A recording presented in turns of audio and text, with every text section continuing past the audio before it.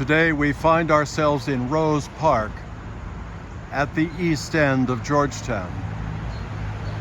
Just to our right and below us is Rock Creek Parkway. Then we see the bridge over the parkway. This is M Street. And then we see beyond it, though we don't see very clearly, the bridge across Rock Creek Park that is Pennsylvania Avenue. And then these two roads converge here and continue into Georgetown as M Street. As we proceed into the Rose Park, you will see on the left in just a moment a yellow house belonging to Julia Child at the time. And there's a yellow plaque on the house in the London tradition saying that she lived there.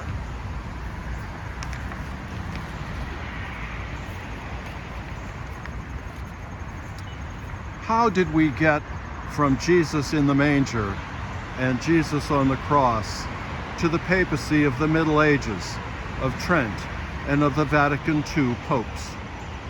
This week we have been reading from St. Paul's letter to the Galatians. In that letter, St. Paul gives those communities a hard time for making particular disciples and their individual teachings the center of their communities. In doing so, St. Paul says, they failed to retain the risen Jesus mystically present to them as the focus of their faith. Julia Child's house. St. Francis, whose feast day we celebrated last Tuesday, delivered the same message.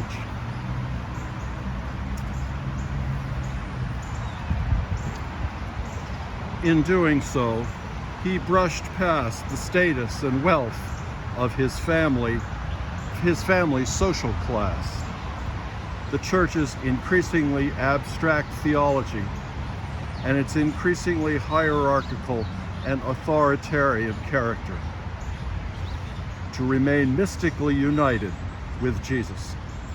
St. Ignatius did the same thing 3 centuries later in the midst of the Reformation and the Counter-Reformation. And yet papal power grew. The Feast of Our Lady of the Rosary, which we celebrate today, was instituted to celebrate the defeat of the Ottoman Navy in 1571 by the fleet of Spanish and Italian states organized by Pius V to counter an Ottoman attack.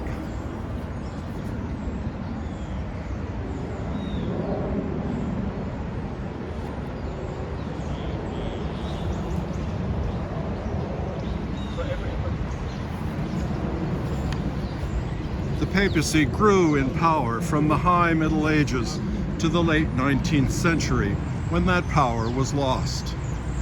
Vatican II tried to redress the hierarchy's authoritarian character and its abstract theology, and Pope Francis, following Saints Francis, Dominic, and Ignatius, has adopted their names, dress, and spirituality. But the challenge remains for us to keep Jesus mystically present as our focus, speaking to our hearts and minds of God's love and of God's hope for us and for the world. The burden of abstract theology and of rote practice is hard to shake off nonetheless. So we need to start small, trusting that the Spirit is nurturing our desires and opening a way for us. Autumn is newly upon us, with cooler weather only a week ago, and a fall rain that last week seemed everlasting. So this is the moment to enjoy the last of the fall foliage.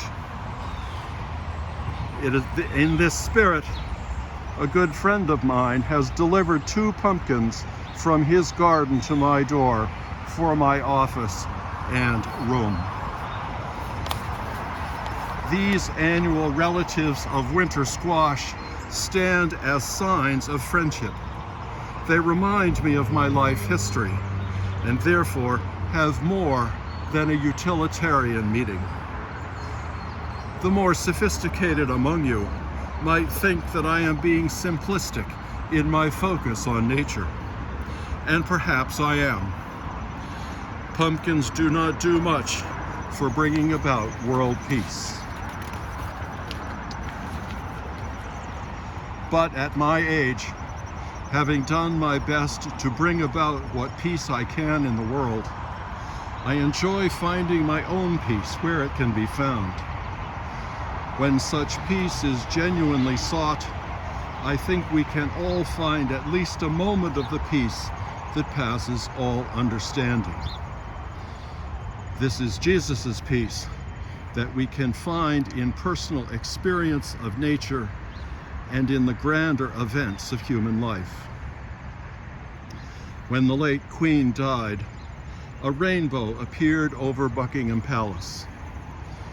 When the Catholic forces defeated the Ottoman Navy and so protected Western Europe from conquest, the people of that day saw Jesus' mother intervening on their behalf. Today, the Ukrainians are defeating the Russians. Is this God at work? Is there a message to the affluent in the calamity of Hurricane Ian? Where do you find God today?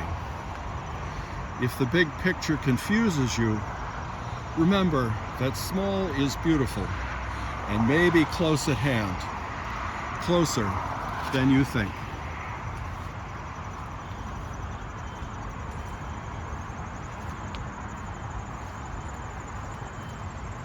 Small is beautiful. Nature is beautiful, and sometimes nature outdoes us and outclasses us in its magnificence. Just take a look at this tree just ahead. Its branches bent down the hillside toward the highway.